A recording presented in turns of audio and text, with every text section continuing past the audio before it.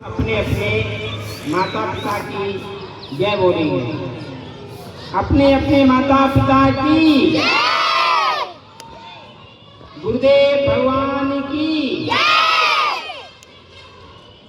अब अपनी बोलो जय। लोग नहीं बोले ठीक है, धन्यवाद। आप लोग बैठ जाइए।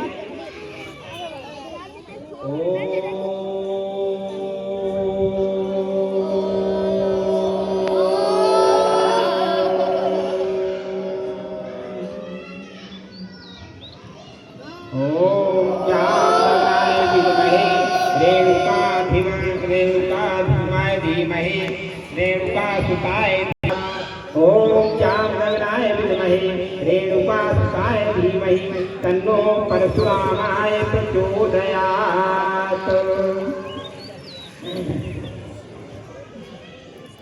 सर्वमंगल मांगल्ये शिवे सर्वार्थ साधिके शरणे त्र्यंबके गौरी नारायणी नमोस्तुते। विद्या समस्ता तव देवी भेद्या स्त्रिया समस्ता सकला जगत्सु त्वेकया पूरितयं वैतत् काते स्तुते सविपरां परोक्ति। हरि ओम। आज हम सबके लिए बहुत ही गौरव का क्षण है और गौरव का क्षण जब काल चक्र के पृष्ठ पर कुछ ऐसा लिखा जाए जो अमिट हो, अर्थात हमारे जीवन में कुछ ऐसा घटित हो, ऐसी उपलब्धि प्राप्त हो जिससे हमारे आने वाली पीढ़ियां भी गौरव महसूस करें, तो उसको हम लोग कहते हैं गौरव का क्षण। जैसे आपके जीवन में भी गौरव के क्षण आते रहते होंगे और जब आपके जीवन में कोई गौरव का क्षण आता है तो आपके माता पिता को बहुत ही आह्लाद होता होगा, आंतरिक प्रसन्नता होती होगी, आत्मिक संतुष्टि होती होगी, वो आप मुग्ध होकर के आपको आशीर्वाद देते होंगे। आज ऐसा ही क्षण हम सब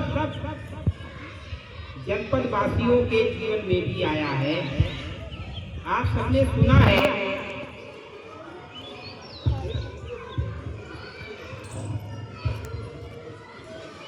मेमोरी कम, एक ऐसा स्थान है, पता है यहाँ अपने जनपद में कोई अवतार भगवान का हुआ है क्या? हुआ है? किसी को जानकारी में है? हाँ, खड़ी हो जाओ बेटा, खड़ी हो जाओ, खड़ी हो जाओ। इसके लिए ताली बजाओ।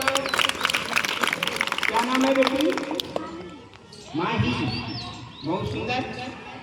देखिए, हम जहाँ रहते हैं, जिस मोहल्ले में रहते हैं, जिस जनपद में रहते हैं, हमें वहाँ की अच्छी चीजों के बारे में ज्ञान होना चाहिए। अगर हम अपने परिवेश से परिचित नहीं हैं तो इसका मतलब हम जागरूक नहीं है। और एक विद्यार्थी तो उसका तो लक्षण ही जिज्ञासु होता है। अगर उसके अंदर जिज्ञासा नहीं है तो वो एक अच्छा विद्यार्थी नहीं है। और जिज्ञासा का मतलब यही होता है कि कुछ नया जानने की इच्छा हर समय मन में बलवती रहना। बलवती समझते हैं? प्रबल। हर समय मन में एक इच्छा रहे, मैं कुछ नया सीखूं, मैं कुछ नया जानूं, मैं कुछ नई चीज सीखूं, है ना? जिसको आज के समय में नवाचार कहते हैं, नवोन्वेषी कहते हैं, तमाम तरह के शब्द प्रचलित हैं। तो हम अपने विषय पर आते हैं कि हमारे जनपद में एक अवतार हुआ, बेटी ने बताया, भगवान परशुराम जी। किसका हुआ? अच्छा, बोलेंगे नहीं, बताएंगे। कितने लोगों को पता है कहाँ हुआ था? हाथ उठाएंगे बच्चों में। हुआ कहाँ था उसका जो अवतार हुआ अपने जनपद में, तो कहाँ स्थान कौन सा था? कौन सा स्थान था बताएं?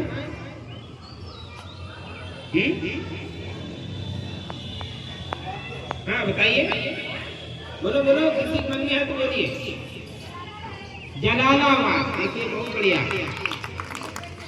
अब आपके मन में प्रश्न कभी आता होगा कि भगवान परशुराम का जन्म और उस स्थान का नाम जलालाबाद कैसे हो सकता है? कभी मन में आता है? राम का जन्म कहाँ हुआ? अयोध्या। अयोध्या। कृष्ण का जन्म कहाँ हुआ? मथुरा। तो ऐसे ही जब परशुराम जी का जन्म हुआ तो कोई ऐसी सनातन नगरी होनी चाहिए कि नहीं? लेकिन उसका नाम क्या था? जलालाबाद। अर्थात समय के कालचक्र ने कुछ ऐसा करवट लिया कि हमारे भगवान परशुराम जो भगवान विष्णु के छठवें अवतार माने जाते हैं, षष्ठम अवतार, और वो अवतार जो है वो आवेशावतार माना जाता है। और वो अवतार ऐसा अवतार है जो चिरंजीवी अवतार है। चिरंजीवी समझते हैं आप लोग? चिरंजीवी समझते हैं? चिरंजीवी का मतलब कितने लोग जानते हैं बताइए? चिरंजीवी का मतलब कितने लोग जानते हैं? कितने बच्चे जानते हैं चिरंजीवी? आपको कोई आशीर्वाद जब आप पैर छूते हैं, किसी प्रणाम करते हैं, कहते चिरंजीवी भाव। मतलब क्या होता है? चिड़िया की तरह उड़ जाओ। चिरंजीवी मतलब चिड़िया की तरह उड़ जाओ, यही तो मतलब होता है ना? क्यों बताइए? चिरंजीवी। हाई स्कूल में कितने बच्चे पढ़ते हैं यहाँ पर? हाई स्कूल के कौन कौन है? तो अभी कभी चिरंजीवी शब्द नहीं पढ़ा आपने? अभी हाई स्कूल तक नहीं पढ़ा ना? चिरंजीवी मतलब जिसका ऐसा जीवन जो कभी समाप्त न हो, हमेशा चिरंजीव रहे और हमेशा युवा रहे, उसकी शक्ति कभी क्षीण न हो और उसका कभी मृत्यु न हो, ऐसा अवतार भगवान परशुराम का है।